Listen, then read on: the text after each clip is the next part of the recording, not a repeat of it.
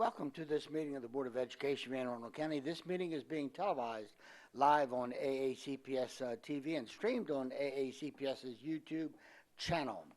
General information and protocols for the meeting are posted on the sign by the doorway as you enter the room, so please make sure that you read those if you have not already done so. At this time, we will have our invocation. O God, we pray to administer that which is just in all educational policies, being ever mindful of your guidance. Stir us to action with love, wisdom, and understanding.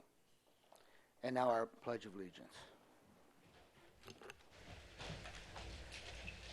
I pledge allegiance to the flag of the United States of America and to the republic for which it stands, one nation, under God, indivisible, with liberty and justice for all.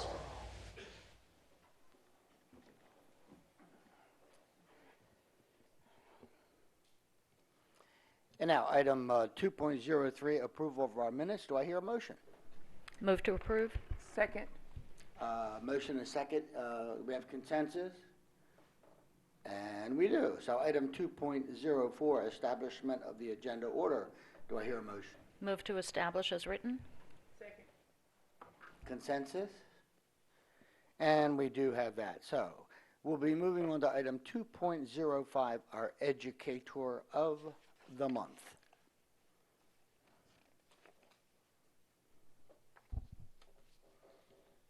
Good afternoon. Today, the Board of Education of Anne Arundel County is thrilled to recognize Rachel Place as our May 2025 Educator of the Month.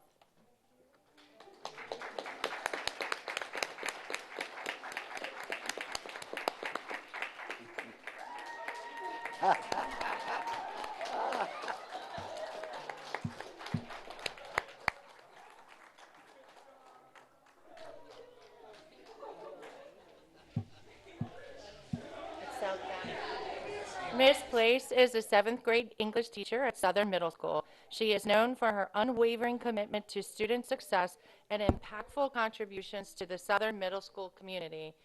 Rachel stands out as a role model for students and colleagues, fostering a sense of belonging. Her classroom consistently fosters a supportive and engaging learning environment where all students thrive.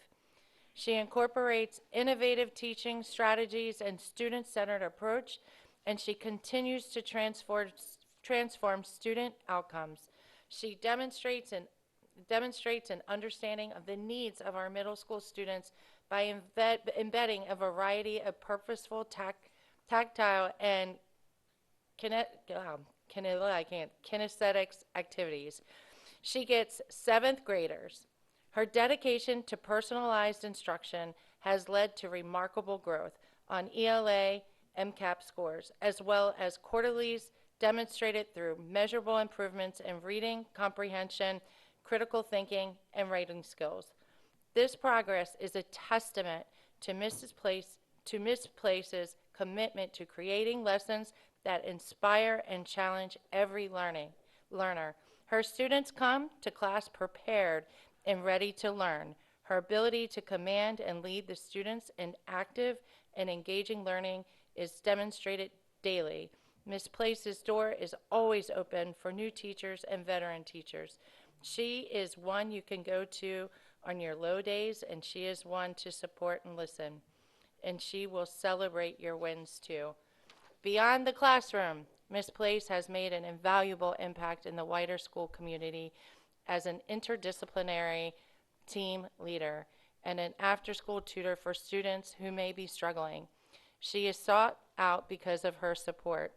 When you're with Mrs. Place in the classroom, you know and feel that she is making a difference. She is truly gifted and talented teacher, in her own words, which she often says about her co-teacher.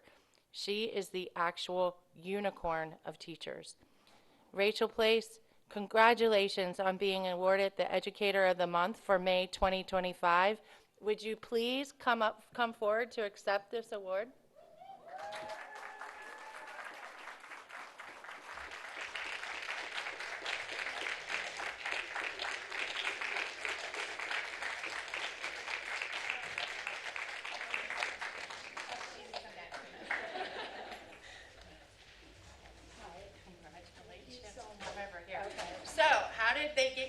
today? They told me I was presenting. Well, you are. Okay. This is for you. Oh my gosh, thank you so much. Okay. Oh yeah, we'll take a picture. Okay, wait, who's here with you today? Mr. Lewis, my AP. Raise your hands. Rachel Painter, my department chair, and then my co-teacher, Becky Palmer, and then these is like my family, my friends, my boyfriend. They all surprised me. I had no idea. I'm feeling very overwhelmed. No, we love you. We absolutely love you in thank you South so County. much. Yes. Yes. Let's go. Thank you so much. Thank you so much.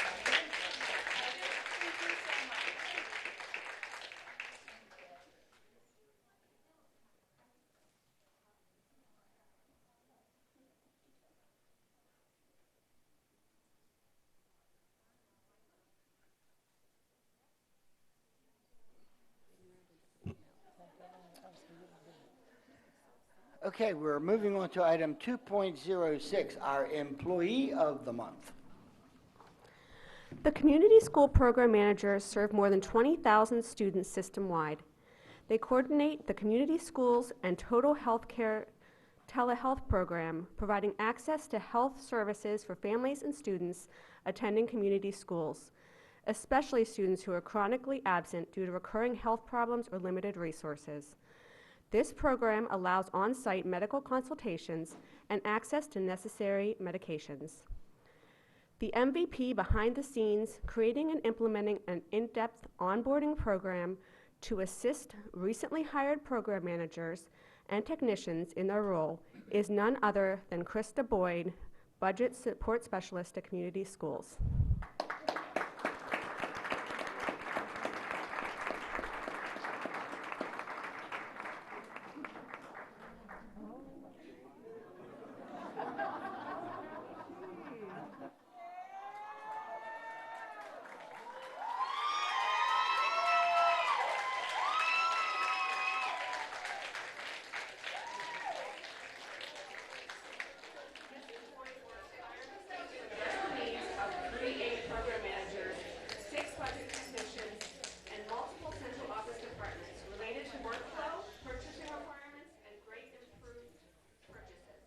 She manages this workload with grace, professionalism, and always maintains a cheerful outlook. The Community Schools Office is new in AACPS, and in this brief time, Ms. Boyd has improved systems to make the work effective and efficient for approximately 50 staff members who are part of this office.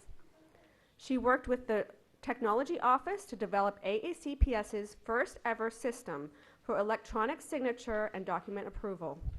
DocHub has drastically improved the efficiency of the program and increased the effectiveness of community school program managers. This innovation truly makes Ms. Boyd stand out. She is an exceptional example of professionalism and earns the respect of all who works with her, from partners in central office to school staff to leaders of community organizations.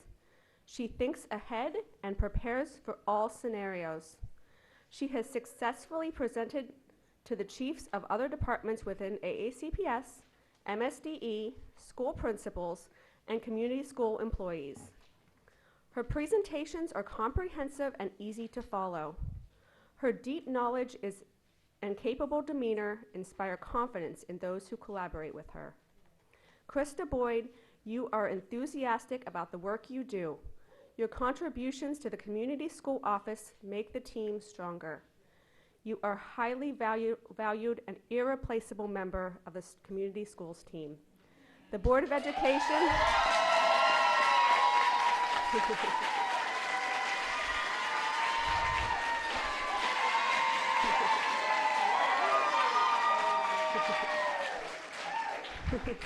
The Board of Education is excited to reward you as Employee of the Month for May 2025. Will you please come forward to accept this award?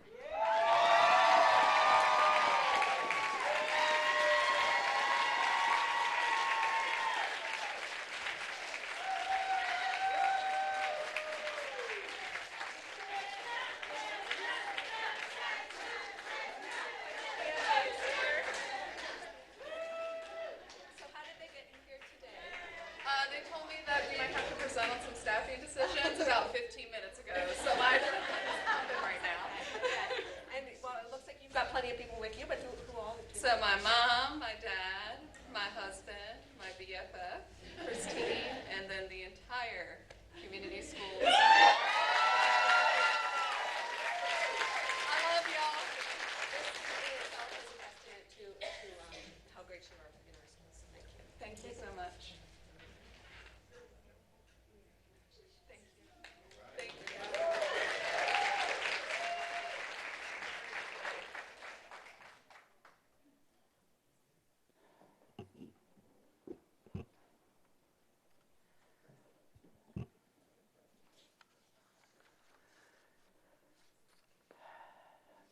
Okay, we're moving on to item 2.07, Volunteers of the Month. Thank you, Mr. President. Martin Luther King Jr. told us, "We must learn to live together as brothers or perish together as fools." This year's Volunteers of the Month helps students become strong as individuals and see the light in themselves so that they can work together as brothers and sisters.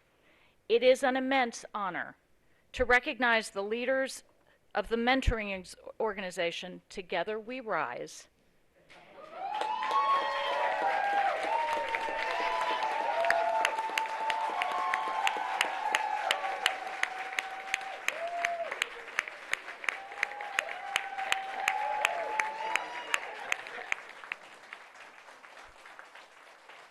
Together We Rise as our May 2025 Volunteers of the Month, Mr. Eric Ashby Bay, Mr. Joseph Parker, and Mr. Terrell Freeman. Together We Rise is a dynamic mentoring organization that supports students at Annapolis, Oakwood, and Georgetown East elementary schools. The mission of Together We Rise is to empower at-risk youth by fostering a deep sense of self, healing souls, and providing support for their families, creating a collective we that can rise together. These three gentlemen are fully committed to their mission, delivering mentorship with unwavering fidelity and integrity. Together We Rise began mentoring students at Annapolis Elementary and has expanded its reach to Oakwood and Georgetown East, with plans to grow next school year. Their approach to mentorship is both intentional and responsive, meeting students where they are, collectively and individually. Additionally, they've aligned their efforts with the school system's strategic plan, focusing on the social and emotional well-being of students and working to eliminate chronic absenteeism. Despite holding full-time jobs and other life commitments, these men prioritize Together We Rise, working around their schedules to be present in schools during the day, after hours, and on weekends. They've organized and supported field trips for their mentees and even extended these opportunities to schools they do not directly support. Their field trips have included national parks and Civil War battlefields, historically black colleges and universities, local businesses, and locations that showcase the arts, theater, and music. Their commitment to what's best for all students is unparalleled. Together We Rise is inclusive, offering support to all students, regardless of gender, behavior, attendance issues, or other challenges, guiding them all to live and grow together. They go the extra mile to reach the students who need it most. Mr. Ashby Bay, Mr. Parker, and Mr. Freeman, your dedication to our students and families is truly commendable. You have inspired a sense of belonging, growth, and success that will leave a lasting mark on our school and community. The strength and healing you build in our students will help them grow individually as well as together in their communities, as Dr. King encouraged us all to do. On behalf of the students, staff, and families at Annapolis, Oakwood, and Georgetown East Elementary, the Board of Education thanks you for your tireless efforts, your passion, and your belief in your students. You truly embody what it means to be Volunteers of the Month, and we are so fortunate to have you as part of the AACPS family. Would you please come forward? It is with great appreciation that I would like to present these Volunteer of the Month bells and certificates to you as a symbol of our appreciation.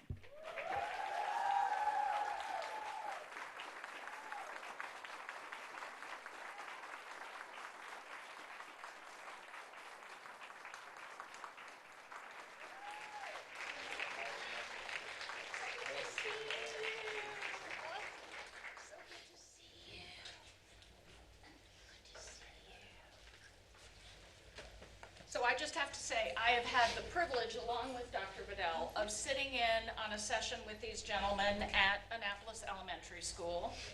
We've spoken quite at length in a parking lot one night about what was going on, and we're so grateful. So did they tell you something to get you here today? Andre told me.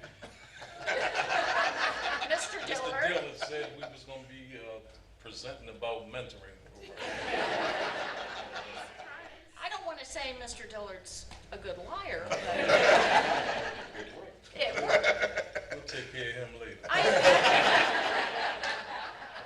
seem to have only one bell. I had that. Oh, we're getting the other bells. Apologies. We'll start with you. But we're also at Park Elementary Okay, so now you're at Park Elementary as well. Saturday program, along with Dr. Ashworth. Wonderful. So you continue to grow. Anything else you would like to say? First of all, who's here? Have Miss Harford, that's the principal that gave us our shot. At Annapolis Elementary. Annapolis Elementary School. Yes. Have Miss Hewitt, that's our first community school manager. Have Miss Aarons at Oakwood. My brother, Andre Bedell, have Dr. Ashworth and Miss Clax at Georgetown East. And all of them are so helpful with the work that we're doing. Because we need, when we come into a school, until, I always say to my mentors, this program that we have is like Novocaine. Just give it a minute, it always works. All right? But until that minute happens, we need the people in the building to be advocates for us. To impress upon the parents that their child needs to be here. We need the counselors and the teachers, when they have a so-called problem child, that's the ones we want. Right. We don't want the good ones. We'll take them, right? Because they're examples for the so-called bad ones. But we want the ones that people are saying, oh, that's a bad child, because they're not. Most of the time, the first crime was committed against the child, so. Well, yes.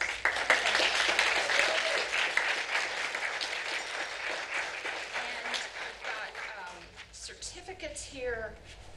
I want to say also that I know at Annapolis Elementary, those children have had a lot to deal with, especially recently, and I want to make sure we thank you for everything that you've done there and so many other schools. It's Mr. Ashby Bay. Remind me, I'm going to get my names mixed up here. Mr. Parker. Thank you. And Mr. Freeman. And you can keep this. Let's take a couple of pictures here. Here, I'll get in the scoot over this way.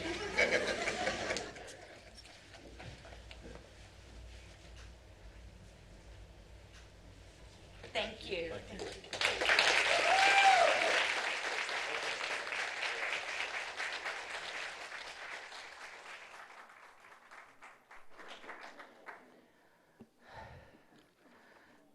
Wow. Boy, 2.05, 2.06, and 2.07, they're going to be hard to follow.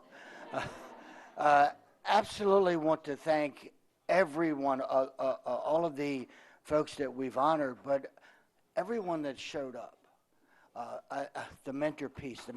Dr. Bedell, I know I needed a mentor. I think you needed a mentor. And there are no bad kids. There are absolutely no bad kids. And I thank each and every one of you. Thank you for being mentors. and we'd like to have some more mentors. Our kids deserve that. So we're going to take a few minutes for some photos, I believe. All right, we'll be back. Thank you.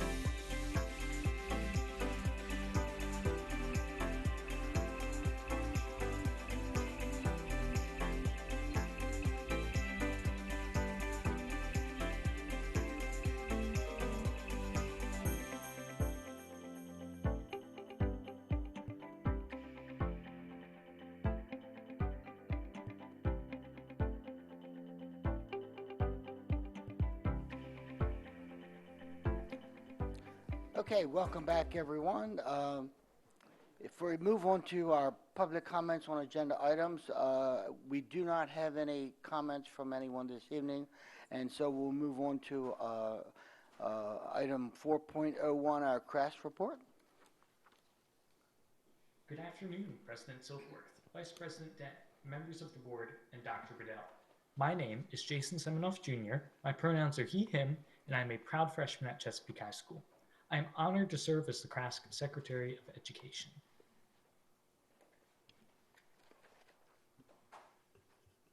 On April 8th, members of CRASC had the incredible opportunity to attend Governor Moore's bill signing for SB 307 and HB 402. We are thrilled to celebrate the passage of this landmark legislation, which reinforces the principle of equal work for equal pay for the student member of the board in AACPS and provides a $15,000 scholarship. We are especially grateful to have collaborated with Senator Simon Eyre and Delegate Pruski and to have witnessed the legislative process in action. Elections for the 2025-2026 CRASC officer team will be held on May 28th at Crofton High School. Students interested in running for one of the 7 elected positions must submit their nomination form by 8 p.m. on May 12th. The nomination form and a schedule of candidate events are available on the CRASC website and in Brightspace. Not planning to run for office? See your SGA advisor to get a permission slip and attend as a voting delegate. On the May episode of Teen Talk, guest host Will Andrioni spotlights 2 student bands featured on School Sounds, a traveling music showcase celebrating the talent of AACPS students through live performances. The new episode premieres tonight at 9 o'clock. Tune in on the AACPS YouTube channel or AACPS TV to check it out. Don't forget to follow at AACPS Teen Talk on Instagram for updates and behind-the-scenes content. A huge congratulations to Braden Morgan, who will serve as the 52nd AACPS student member of the board, and the 51st with full voting rights. CRASC is excited to work alongside Braden, and we look forward to building a strong, collaborative partnership in the year ahead. On this slide, you'll find a list of all of the upcoming CRASC events as we dive into CRASC officer election season. Good luck to students as you complete your MCAT, AP, or IB testing. That's all from me. See you next month.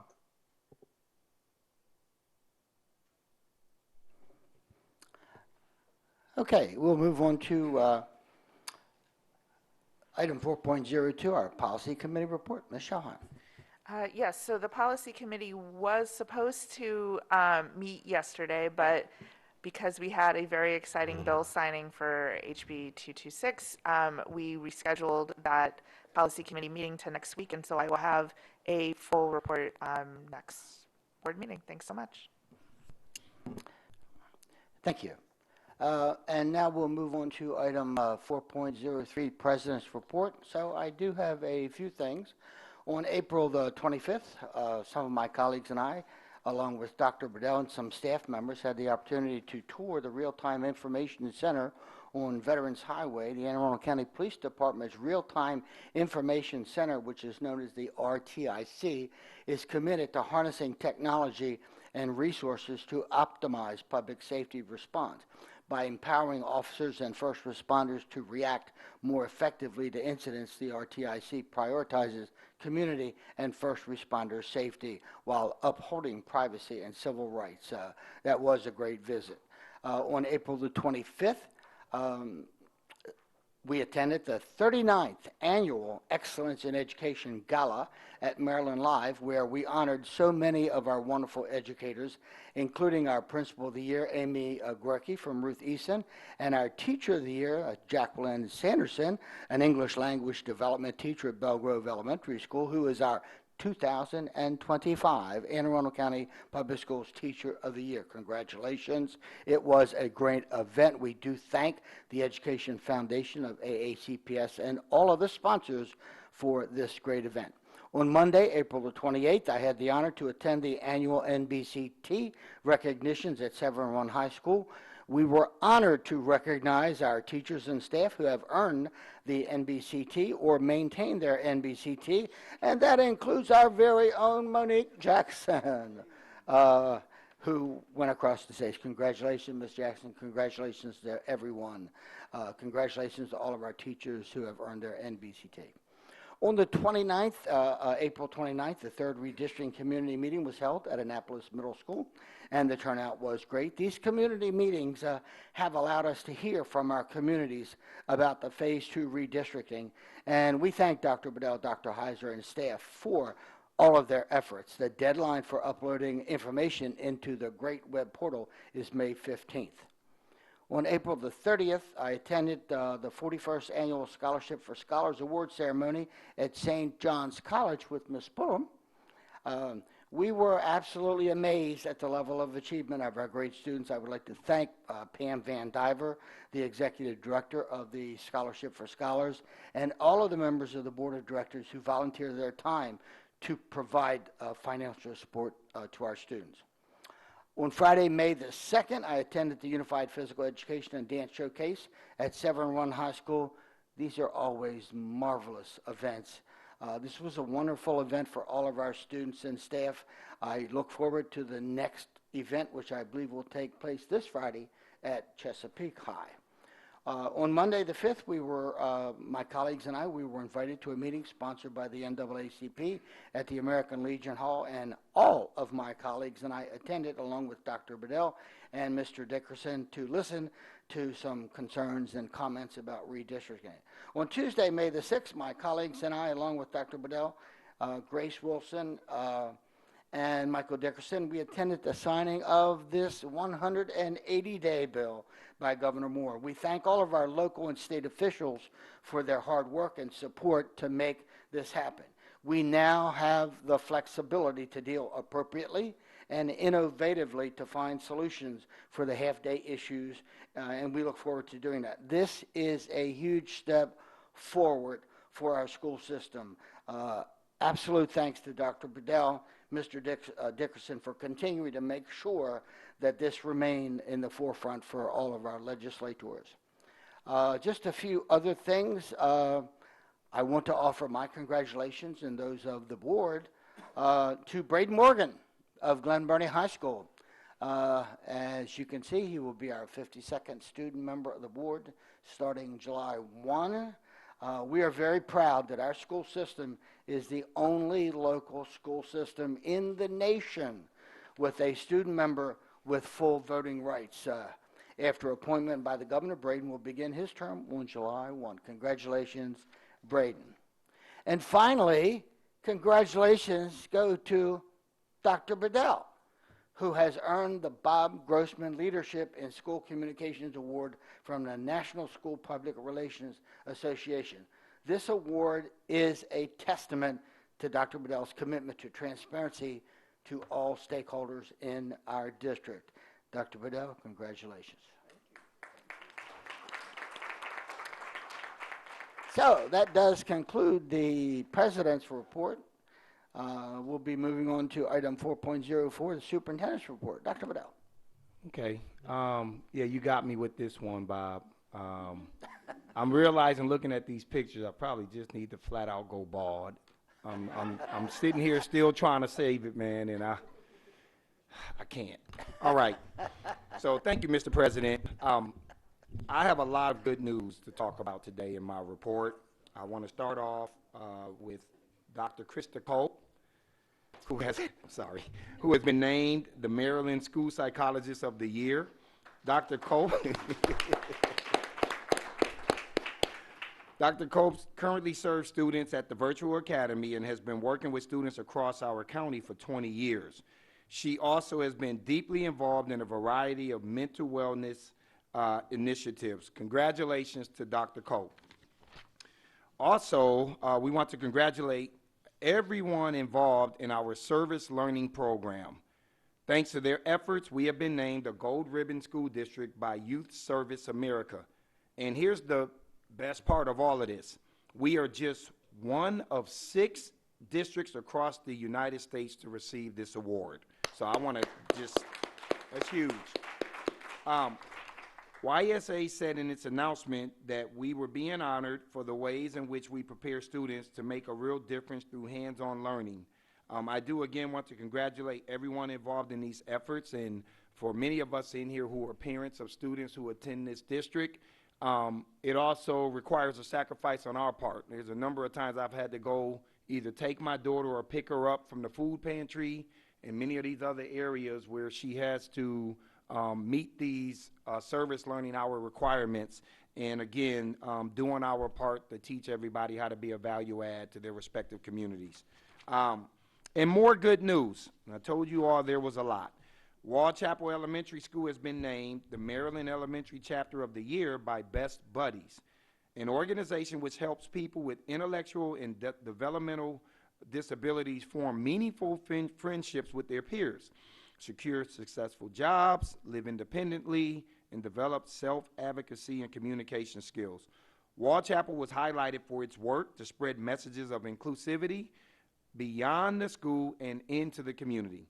Congratulations to all of the students, staff, and families who are involved in this work, in particular special education teachers Molly Dyer, Keely Keys, and Morgan Johnson, who led the effort. All right, and then finally, here is our regular update on vacancies. As you all know, we're getting ready to hear a presentation from our Human Resources Department, which will shed more light on the work that we're doing to continuously address staffing vacancies, but also ensure that we are operating in the best to our ability to adhere to policies to make sure that we have a diverse workforce, and I think you all are in for a treat on that. What is not in here, and I just want to say this because it is important, and will probably be the last time that I say this, on the heels of signing our bill yesterday, House Bill 226, Senate Bill 569, I do personally want to thank the work of Grace, the work of Proctor and Associates. They helped us to get into rooms that we couldn't get into this year. Michael Dickerson helping to lead this effort. This school board for really being open to making this an agenda item at the conclusion of our first year. I mean, we took this on right away as an agenda item shortly after I started here. And I could tell you there's a board member who said, having this conversation several years ago, this would be an absolute non-starter. And here we are having it signed. To all of our union leaders for your support. And now that it's been signed, we do look forward to beginning to sit down and have these conversations around what this could look like. I also want to thank, and I'm going to name these people because this was an effort by our delegation over a 3-year period. Delegate Dana Jones was one of the first people to take this on. Senator Shanika Henson, I think they both were people who carried it early on. Delegate Heather Bagnall came in and took the baton, and Senator Dawn Giles, after her first year of being elected, she took this on. And so all of these elected officials helped to contribute to this getting through, and all of our delegation that was in support of what we were trying to do. So I just want to make sure that I'm paying my respects and saying thank you to everybody that had something to do with this. Thank you all. Mr. President, that concludes the superintendent's report. Thank you, Dr. Bedell. So we're now going to be moving on to item 5.01, our workforce diversity report. Thank you. Our team is coming up, and this, as usual, I really do enjoy these presentations that we present to the board and the community to keep you all apprised of how we are progressing this school district, but also how we are doing our best, to the best of our ability, adhering to district policy, board policy, district administrative policy, and this is just another example of what you're going to see. A fantastic presentation this team has presented for you all in the community. I'll pass it over to our Chief Human Resource Officer, Jessica Cutches, who will then allow for everybody else to announce who they are. Good afternoon, Mr. Silkworth, Dr. Bedell, members of the board. I am Jessica Cutches, Chief Human Resources Officer. I have the pleasure of presenting today with Mr. Scott McGuire, Director of Human Capital Management, and Ms. Shanika McKenzie, Senior Specialist, Workforce Diversity. We are excited to sit before you to share our annual Workforce Diversity presentation. As discussions surrounding DEI continue to change, we believe it is important to reiterate our commitment to a workforce that is both qualified and reflective of our student population. These two goals are not mutually exclusive. Talented educators can be found in every community, and our school system's goal is to encourage as many of these educators as possible to join our AACPS family. We are not attempting to meet quotas as required in affirmative action programs, but rather to ensure our school leaders have access to the broadest pool of qualified candidates in order to select the best educators for their school communities. Our ability to increase the diversity of our workforce is a byproduct of our deliberate outreach and consistent messaging that AACPS is a place where we desire all of our employees to belong, grow, and succeed. In case that was not clear enough, let me be explicit. We have and will continue to hire based on merit, consistent with board policy. Today's report is in alignment with our workforce diversity policy and regulation, which states that the Board of Education recognizes the educational benefit of a diverse workforce to enrich the educational experience of students. It aligns with the blueprint for Maryland's future and priority 3 of our AACPS strategic plan. AACPS is proud of the progress that we have made in developing a workforce that is reflective of our student body. 10 years ago, educators of color comprised 17% of newly hired teachers.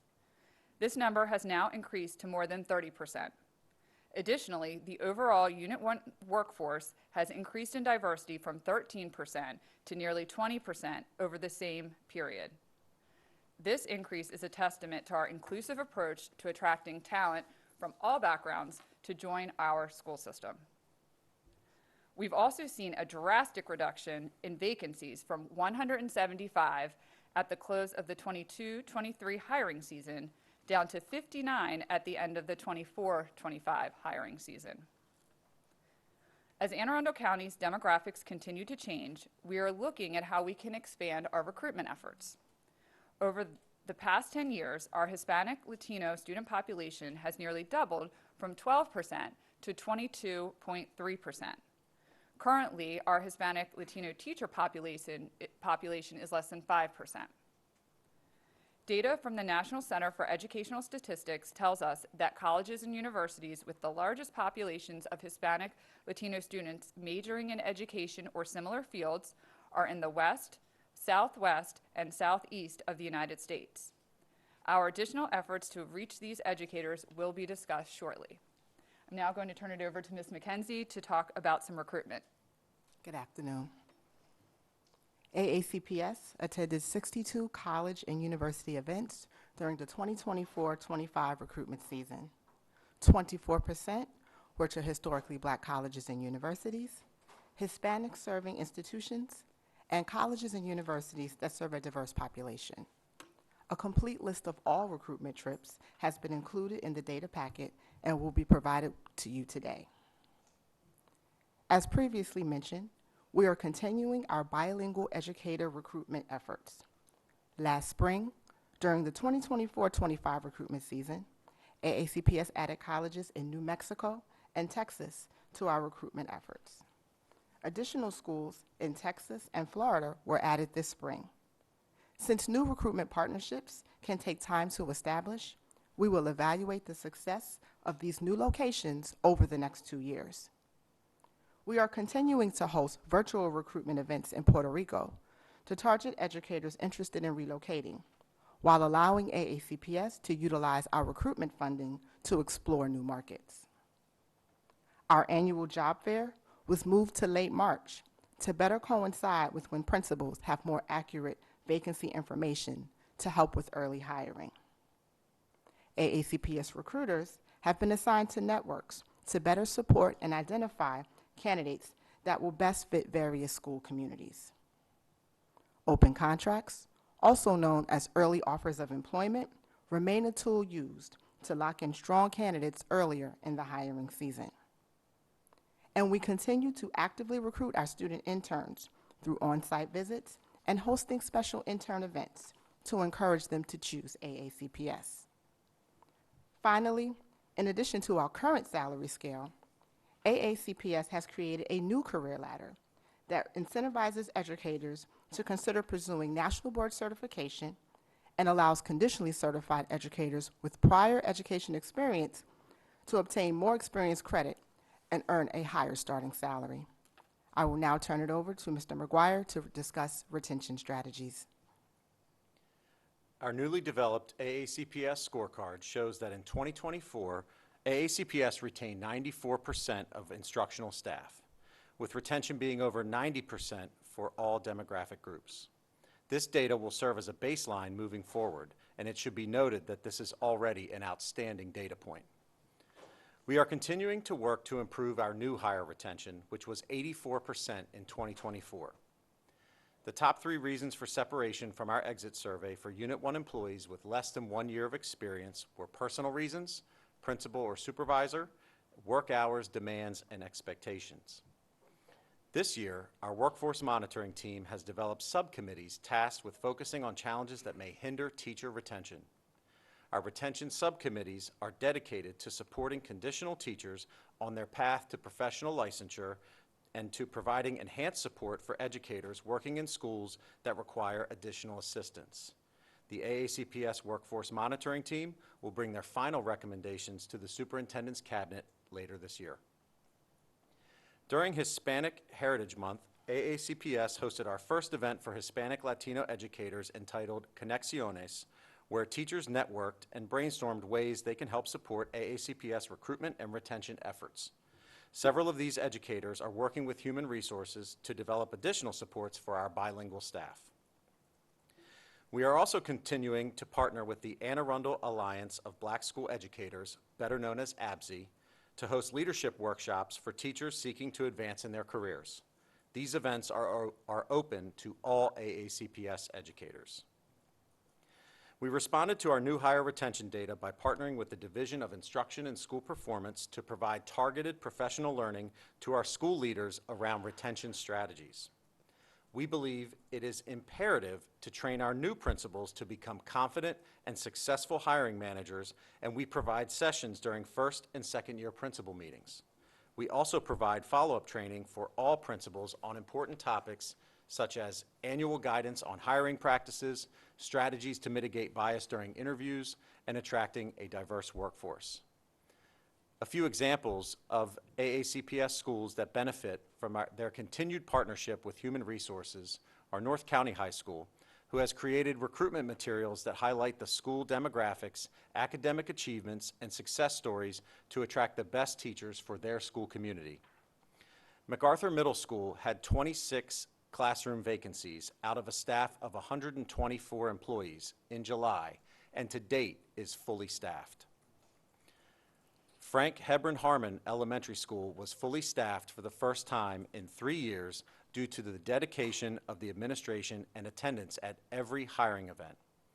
Being fully staffed significantly improves teacher retention by reducing the burden on existing staff for coverage or substitute needs, ensuring that every child has a licensed teacher. And finally, our Leads Workshop provides additional support to non-tenured educators with 161 attendees at our 4 quarterly workshops during the 23-24 school year. I'll turn it back to Ms. McKenzie to highlight our recruitment successes. AACPS hired 107 teachers from our 2024 teacher recruitment job fair, which was nearly 60% of attendees. Our 2025 job fair was the largest in recent years with over 250 attendees and over 800 screening interviews completed. Over 40 attendees have already accepted positions with AACPS for the 25-26 school year.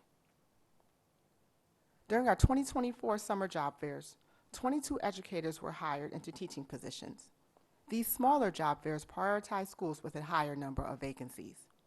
136 open contracts were extended for the 24-25 school year, with 94 accepting, an acceptance rate of 69%.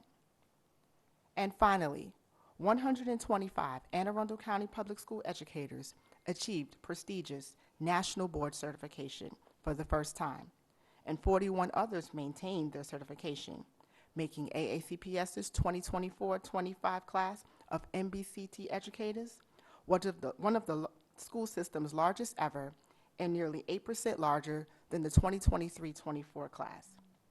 AACPS now boasts a total of 548 educators who have earned National Board Certification status, making AACPS one of the top 3 counties for MBCTs in the state of Maryland. And we are thrilled to report that for a 3rd year in a row, new hire teacher diversity has been over 30%, ending the 2024-25 hiring season at 33%. Thank you, and we are happy to answer any questions you may have at this time. Thank you. Dr. Tobin. Thank you very much very much for that excellent presentation. It's great to see a lot of what's happening, and the trajectory looks very good. I had one question, and I have no doubt you're addressing this, but it's something that comes to my mind, and I think in the current environment, for example, when there are a lot of federal workers seeking employment, it may be even more at issue, which is what sort of support, or is there a particular support for principals supervising career changers? And I say this because when you have people who come out of, in some cases, long-standing experience in other sectors, the way, even though there's always briefings on how we do things, the way support is offered, the way coaching is done, the way observations are done, may land a little differently, or may just be somewhat foreign to folks who come out of other sectors. So I'm just curious if that's sort of a question that comes up, and if there are any thoughts you would like to offer on that. Sure, I can start, and then I'm going to hand it over to Scott or Mr. McGuire. So his team has proactively worked with the department or Division of Instruction, DISP. I'm going to mess it up, so I'm just going to say DISP, to make sure that principals are getting all the retention strategies they need, and that includes tailoring it to career changers.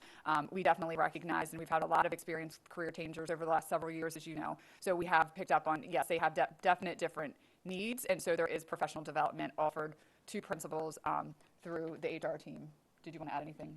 Yeah, and I think it's also important to note that our partnership with academics includes the work with our Right Start program, which also has a conditional teacher support specialist that kind of really just focus on that batch of folks, right? Those career changers who are coming to us conditionally certified or licensed, really getting those quick boot camps in the summer.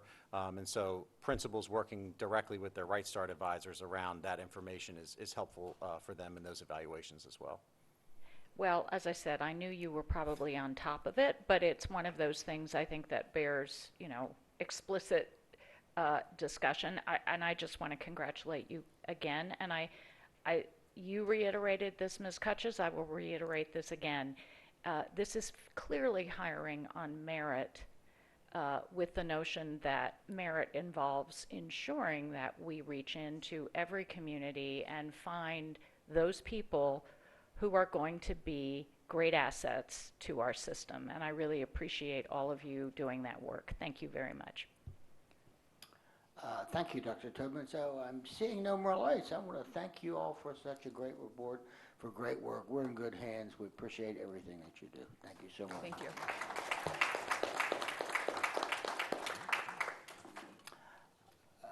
Let me see, Ms. Pullum?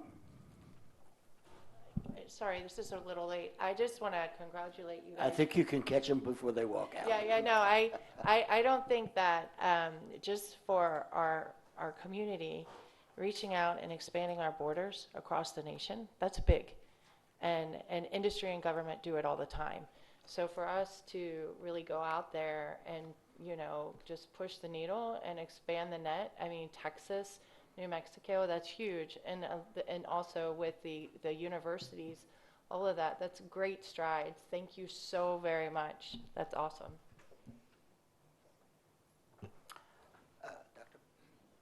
Dr. Bedell?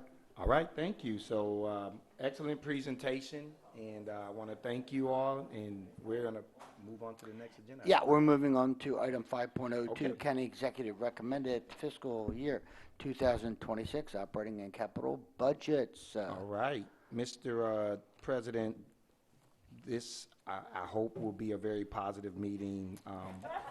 You know, Matt Stansky generally, you know, is to follow some tough acts, and that was a tough act to follow, but I think we're in for another positive presentation here, so I'm going to pass it over to Matt Stansky and the team. Sure. All right, thank you, Dr. Bedell. For the record, Matt Stansky, Chief Financial Officer. I'm joined by Melissa Camilla, Budget Director, and Dr. Heiser and Mr. Roof. And so what we'll do is we'll walk through the operating budget proposal that was released on Thursday. We'll pause for questions, and then I'll turn it over to Dr. Heiser and Mr. Roof to walk through the capital budget if that works for the board. All right, so as Dr. Bedell alluded to, I think really overall a very positive budget release last week, especially I would say given where we were in the winter with the release of the governor's budget, Mr. Trumbauer's sort of outlook of the county finances as he presented to where we are now. So I will walk through the changes that are proposed in the sheet. The yellow highlights mean something has changed. The white, if there's no highlight, that means the items were fully funded. So we'll walk you through. So first bit of good news is when the board adopted the budget back in February, we were still looking at the governor's proposed budget, and so we were looking at a reduction in our foundation funding, and so we're looking all in at $37.3 million. Obviously, with the passage of the state budget, full funding was restored for fiscal 26, and so we are now looking at a state aid increase of $45.5 million, total of just shy of $594 million. Next change is based on the board's requested budget. We did ask the county government for $105.8 million, and the county executive came in with about roughly half of that, which $52 million, which, as he alluded to, is a record increase for us. It is about 5.6% over last year's total, so that is a good, solid increase there. No changes to local or fund balance, so all in on the general fund, $1.614 billion and $99.8 million increase over last year, which is 6.6% on the general fund. On the restricted side, no changes. We're still seeing the lag or the final reduction from our COVID grants, and so all in here, $92.9 million. So $1.7 billion, and so 5.5% revenue growth, which is really, really good. And so with that, we'll kind of walk through where that money's what that money's being proposed to pay for. So first change is the board adopted a 3% COLA for all employees plus a 1% mid-year COLA for all bargaining units. The county executive fully funded the 3% COLA. He did not choose to fund at this time the 1% mid-year. He fully funded the step increase and the mandated national board certification salary increases. He did not fund the national board certified school counselors. As you know, state law prohibits us from getting revenue for school counselors, and so we'll continue to work with our partners in the General Assembly to see if we can't get that changed. We did get full funding for our career ladder transition, as well as our teaching assistant for pre-K upgrades, our Unit 2 salary enhancements, our restructuring for Unit 3 to start the minimum salary at $18 an hour pending negotiations, as well as our implementation of the compensation study for Units 5 and 6. We're all fully funded. The last three items, the increase in pay for substitute teachers, the $1,000 retention incentive, as well as the compensation for overnight field trips, were not funded in this proposed budget. Moving to the employee benefit side, full funding for our health care request, as well as our increase in insurance. The pension shift, I will mention here, it is highlighted, but Per the final passage of the budget, the pension board is sending that bill directly to county government. So the county government is on the hook for $9.1 million of that teacher pension shift, but that bill is not coming to us, it comes directly to county government. So county government is also fully funding that as well, which is good news. Moving to the next, on the commitment side, we full funding for our conversion of Carver to an early childhood center. On the next two lines, you actually see an increase, and this is because we saw increase in state aid and our increase in county aid. So our existing charter schools will get a proportionate increase because of that. So those numbers actually increased. And then obviously with the announcement of New Village Academy not opening for next school year, that funding request was not granted. Blueprint mandates were all fully funded, so those will continue on as the board requested back in February. On the program increase side, all of those items were fully funded with the exception of the operations and maintenance piece. So the utility portion of that, $2.9 million, was funded, but the $1 million increase for service contracts was not funded. Moving down to our ESSER funding cliff items, Grow Your Own was cut in this proposal. However, the state budget has funded new grants for Grow Your Own initiatives, and so AACPS will obviously look to pursue those grants given that this funding was cut. We did get full funding for our iReady software as well as our learning management system, which were both funded using COVID dollars for the last 4 years. Moving on to program enhancements, the constituent service liaisons for the board were not funded. On the early childhood front, we did get teachers and TAs and cultural arts teachers to support the expansion of those 4 classrooms. We did not receive the multilingual learner or special education position component for those classrooms. Moving down to English language development, we did ask for a total of 22 positions in this area. We were awarded 12 positions, 10 English language development teachers and 2 12-month bilingual facilitators, and we did get full funding of our request to move some of our bilingual facilitators from 10-month to 12-month. We did not get funding for the 2 PPW bilingual positions that were requested in the budget. Moving down, this is where we're starting to see, unfortunately, a little more yellow in cuts, but that is, we had to remove $50 million from the budget. First is our early intervention teachers. We requested 18, we did not get any. This was actually to replace the state mandated cut to the transitional supplemental instruction program in the blueprint. We find that program is working really well. We wanted to continue it. The state obviously is reducing their support. We did not get the support in this budget. Our co-curricular expansion request was cut as well. High school laptops, we did not get full funding for it, but we did get enough funding to start with 2 grade levels at high school to convert those devices from Chromebooks to laptops. We did receive full funding for year 2 of middle school athletics. The county executive did put forth $333,000 for a pilot for weapons detection, so that'll be for 2 schools, 2 secondary schools.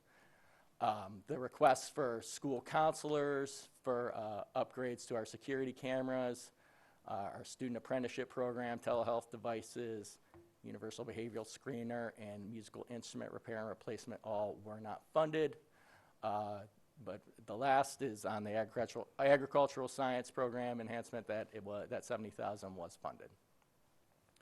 The request for a total of 5 social emotional positions, social workers, psychologists, and PPWs, those were not funded. Reminders to the board, we are seeing significant growth in our community school funds, which are funding a fair amount of social emotional positions. We did get full funding for the new teacher orientation. This will be to expand the number of days for new teachers to come in, and so to provide compensation for those teachers to onboard them, get them ready for the first day of school. And then for special education services, all in, the board asked for 155 positions. in roughly $14 million. We were awarded 28 positions in this budget at a total of $2.6 million. And then finally, in the transportation front, both of those initiatives, the alternative vehicle drivers and aides, as well as the support for the teen parenting program for transportation, were fully funded. So again, all in, Mr. President, 5.51%, total of 63 positions were funded out of our 239 requested. But I think considering the environment we're in, I would say overall a positive budget. So with that, I will turn it back over to you and the board, and happy to answer any questions you have. Okay, I'm looking for lights. Ms. Schellheim. Yeah, thank you as always for a good presentation. This is really fabulous overall, to your point. I think there were moments in time over the last several months that we weren't sure how this was going to go, and there could have been a lot more yellow on it. But I just want to make a point here. Even though this county administration has done such a fabulous job every year, I think, giving us, granting our funding requests to the highest level, I think he's set records, and then he's broken those previous records, and he's set new ones, which is all great. However, we still have a lot of needs, obviously, because we wouldn't have asked for all this stuff if we didn't need it. And so I'm just trying to paint, make sure we're not getting stuck in the fact that this is good, because it is, and thank you, County Executive. But our needs are so great because before these last 6 years, we were underfunded for decades, and we're still trying to get ourselves out of that hole. So I do applaud our county government, county council. I'll be looking to you. I've called a few of you already, and trust me, I will be lobbying fiercely to, as chairwoman of the county council put it last week, perfect this budget even more. I'm going to take her literally on that and give her some ideas on that. Looking at the yellow, lots of yellow. But I think we just need to be clear-eyed about the needs to, when we say fully fund public education, it can't just be in the last 6 years. It has to be like a societal shift in how we think about public education and fund it forever, and not just really well for the last 6 years. I'll get off my soapbox now. Thank you. Thank you, Ms. Schellheim. Ms. Pullum. Thank you so much for the overview. It's awesome, and it's great to see some of these additions that were approved. And I know not to get too excited now. We have to wait for the county council. I just want to make a plea to the community. With this budget here, a lot of the things that we do to meet the mission and be successful really comes from the community, the wraparound services that they provide that we don't have and we don't identify here. I would say as we move forward every year, those relationships matter more and more, and we need to strengthen them, because as you see, you guys are really putting a lot to that, and we appreciate it, but just know we're hoping to strengthen some of those relationships so we can meet our goals. That's all. Thank you. Okay, I'm seeing no more lights, so I completely agree with Ms. Schellheim when she talks about our advocating for the needs. That's our responsibility, and I will tell you that in meetings that we've had with the county executive, that's one thing that I've said, is that our role as a board is to advocate for the needs of the great kids and staff that we have. I think we've done that. And there's more work to be done. The process goes on. This is going to the county council, and so we have more work to do, and we'll do that. I just want to mention that one of our friends, Mr. Trumbauer, said to me on the way out of the Arundel Center the other day after we heard from Mr. Pittman, he said, enjoy the record budget. And it is a record budget, and I am enjoying it.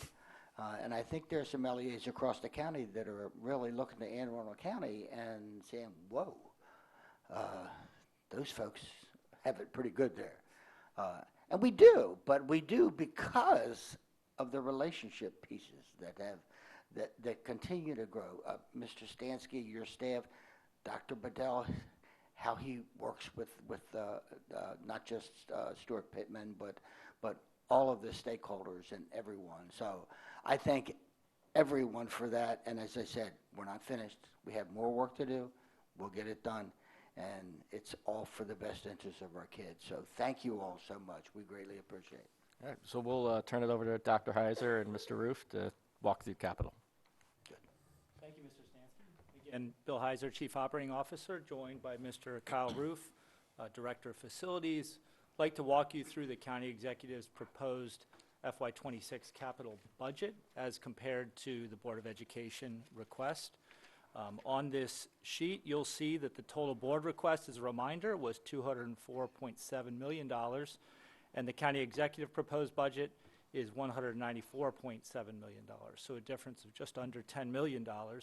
And overall, I echo the sentiments that Mr. Stansky shared and President Silkworth shared in that we are very, very satisfied and appreciative of the commitment from the County Executive, the County Council, and the state. And so we sit here in a very good position as it relates to this capital budget. There are, as we go through this sheet very quickly, in white, you will see that indicates there's been no change to what was requested. In blue indicates that there was a modification, and in red indicates that the item was not funded. And so there are 6 items in blue that I'll review very quickly and 1 item in red. Getting started, number 6 priority, relocatable classrooms. This was a reduction to $400,000, which with redistricting we have not seen as high of a need for relocatable classroom funding as you can imagine, as intended. And so we're very comfortable with that change. Next is school-based replacement, again a reduction to $2.1 million. This still allows funding for electric infrastructure to continue at Cat South bus lot, which we're moving forward with, and it also provides $1.1 million for bus and van replacements. And so once again, we're in a very, still with that modest change, we're still in a very good situation. The school bus facility lot, we still continue to look for property. We get closer and closer, but we're still not there yet, and as a result, it does make sense to reduce the funding there to $4.6 million while we await for that property and work hand in glove with the county on that piece. The Board of Education program planning, this was an increased funding to $550,000, and so that's an addition of $250,000 for a feasibility study to take a look at replacing Glen Burnie High School. And so I wanted to mention that piece. One item was not funded that you see there in red, which is additions. And once again, we're very comfortable with this reduction. Again, redistricting. We have not seen as high a need for additions as we go forward in this upcoming year, so it makes sense that that is reduced as we go forward with redistricting. Next item in blue, number 20, is upgrade various schools.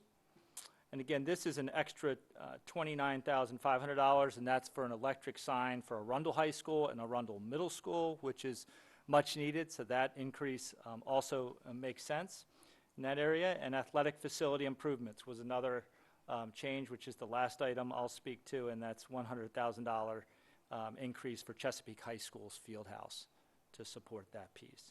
In terms of the Old Mill Master Plan, you'll see in this budget that, again, fully funded to help finish that program out, and finish out our master plan, which we're really excited about, and again, very pleased with the situation that we're in at the moment. And so with that, that's the update. Again, Mr. Roof and I are here to answer any questions that you may have for the capital budget. Dr. Tobin. Thank you. Thank you for walking us through that. You answered all my questions, Dr. Heiser. I appreciate it. I just wanted to add another comment, really for the public that's listening out there. I get questions all the time about why are we really doing this redistricting? And I would urge folks who follow such matters to actually take a look at this budget and see that we are opening up some space where we aren't having to worry as much about some of these reductions in a tougher time, because we're not facing the kind of space issues that we would be facing if we weren't in the process of redistricting. So thank you to you and your staff. Thank you, Mr. Stansky and Ms. Camello, all of the staff, for this incredible work. And I think, Dr. Bedell, it's a testament to the work you've done in your time here and your staff, the trust that the county executive and I hope the county council will place in us. When funders decide to give you money, they really want to know that it will produce good results that they can demonstrate to their constituents. And I think we continue to do that with your leadership, Dr. Bedell, and the support of this board. And so thank you, everyone. Ms. Schellheim. Yes, thank you for walking us through that. I don't know if you're also going to walk through the 6-year plan.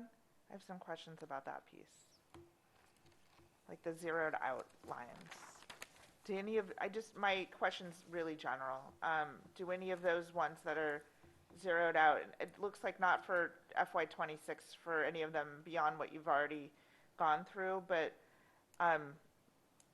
are you worried at all about the zeroing out of some of the other stuff, like the Ruth Parker Eason feasibility design, strategic facility study? There's one or two others, playgrounds, those sorts of things. Is any of that worrying to you? I think on a general basis, the 6-year plan provides us a baseline to work off of to start for next year's process. As with every fiscal year, we go back and reset the deck.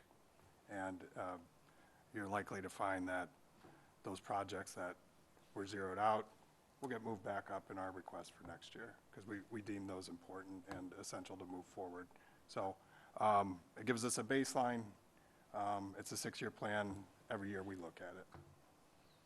Okay, it's been a year, so, I don't really remember as much red in previous years as I do, as I see before me now. The only other thing that I'll mention is obviously the sustainability stuff, which we know if we do more sustainability, I don't have to explain this to you, more sustainability features lowers our costs, not raises them. So I'm hoping just, for the general public and for all of us here that we continue to pursue these sorts of things. Thank you. Okay, I'm seeing no more lights. Thank you all so All right, much. great job, Dr. everybody. Thank Hey, you, budget absolutely. folks.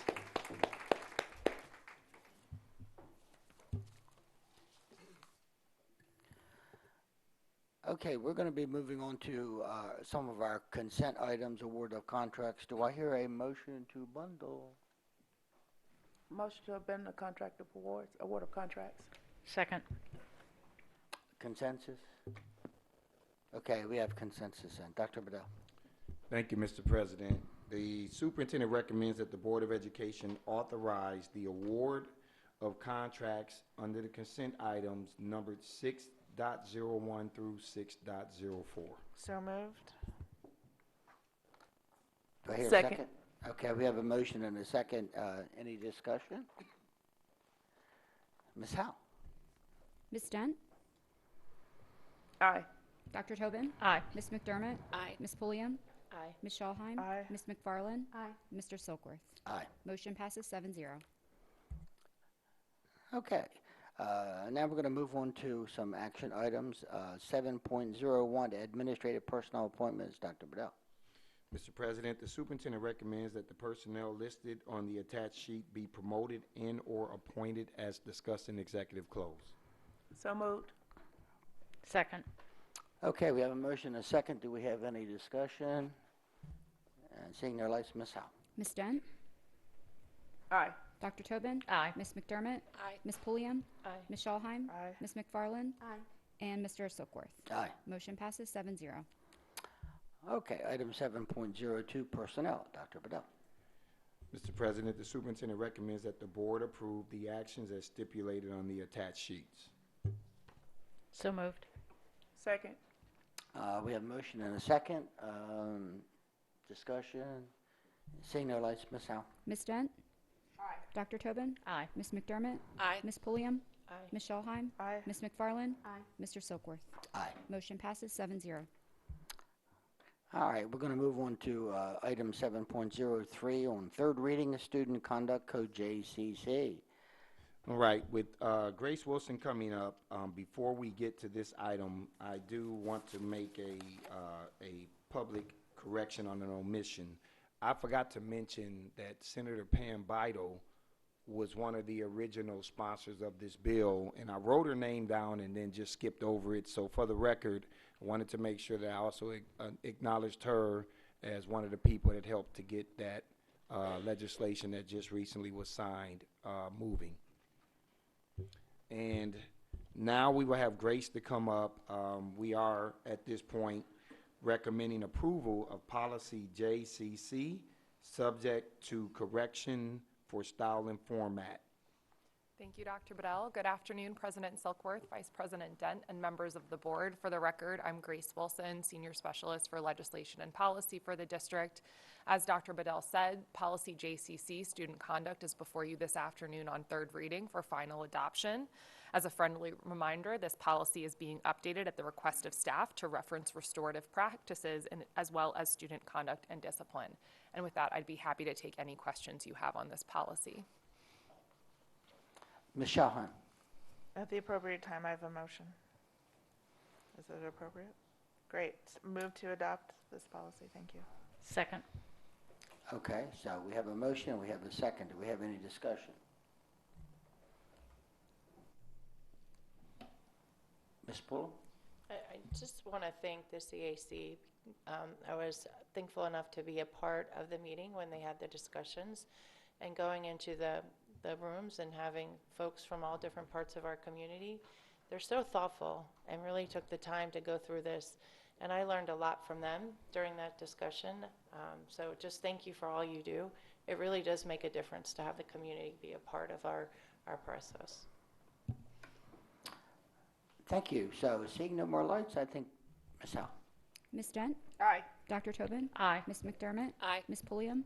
Aye. Ms. Schulheim? Aye. Ms. McFarland? Aye. Mr. Silkworth? Aye. Motion passes 7-0. Great. Thank you, Ms. Wilson. Other action item 7.04 Goshen Farms, Maryland Historic Trust Easement Commitment Letter. Dr. Bedell. Thank you, Mr. President. The superintendent recommends approval of the Goshen Farms, Maryland Historic Trust Easement Commitment Letter. Second. Okay, we have a motion and a second. Do we have any discussion? Seeing no lights, Ms. Howe. Ms. Dent? Aye. Dr. Tobin? Aye. Ms. McDermott? Aye. Ms. Pulliam? Aye. Ms. Schulheim? Aye. Ms. McFarland? Aye. And Mr. Silkworth? Aye. Motion passes 7-0. We're now up to item 7.05, our fourth quarter operating budget supplemental and fund transfer for fiscal year 2025. And welcome back, Mr. Stansky. All right, so as he's sitting, he will present, Mr. Stansky will present the fourth quarter operating budget fund transfer for FY 2024 to be submitted to the county council, and the superintendent recommends approval of this request. I'll pass it over to Matt Stansky now. Thank you, Dr. Bedell. For the record, Matt Stansky, Chief Financial Officer, again joined by Melissa Camilla, Director of Budget. Before you is our annual fourth quarter transfer and supplemental with board approval today. This will go over to the county executive and county council to be included in their fourth quarter transfer bill as well. For approval, we have a total of additional $18.6 million in new revenue. Federal government, we're looking at $3.3 million over what we have budgeted. Again, this is just a reconciliation of the variety of grants that we received throughout the year. $1.8 million increase in state aid, mostly with our increases in non-public placements, that revenue going up as well.